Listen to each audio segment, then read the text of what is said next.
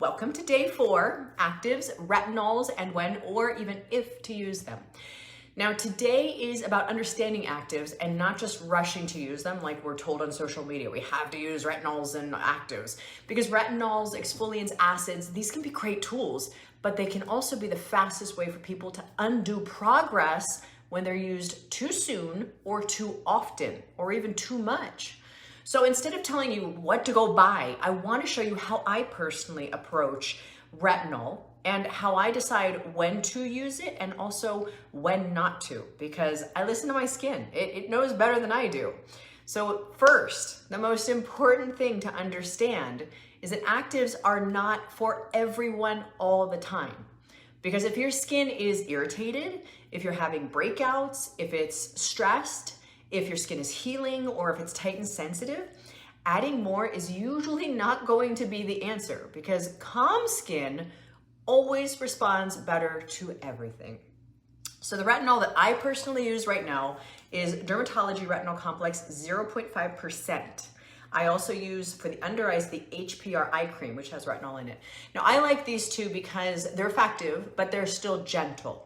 And I can adjust how often I use it based on how my skin is feeling and telling me.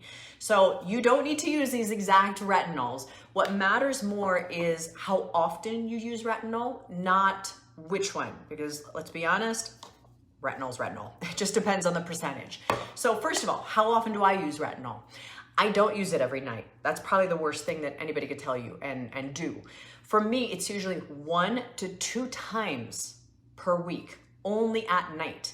And on nights when my skin feels calm and hydrated.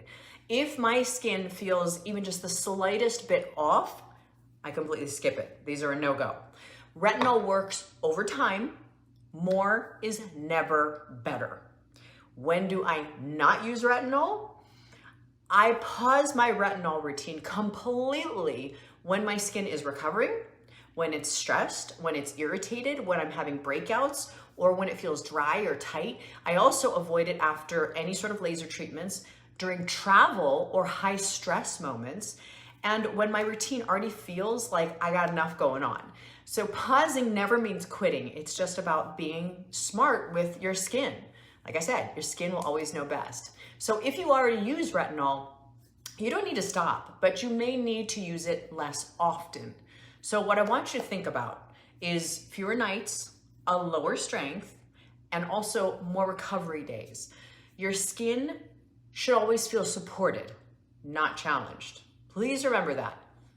Supported, not challenged. If you don't use retinol, you are definitely not behind. Great skin is often built on consistency, barrier support, and most importantly, patience. So not everyone needs actives in their life to have healthy, glowing skin. A simple rule that I want you to remember is if your skin feels good, you can slowly add it in. If your skin feels stressed, that's when you need to simplify. Because like I said earlier, your skin, it's always gonna tell the truth. It's very smart. And the key is to learning to listen. Listen to your skin, listen to your body. So the takeaway for today, you don't need to change anything today. Just what I want you to do is notice. How's your skin feeling? What nights does it feel like recovery?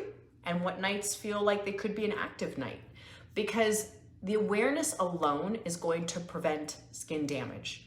So tomorrow we're going to talk about sleep, silk pillowcases, eye masks, and the quiet habits that support skin health more than people actually realize. Until then.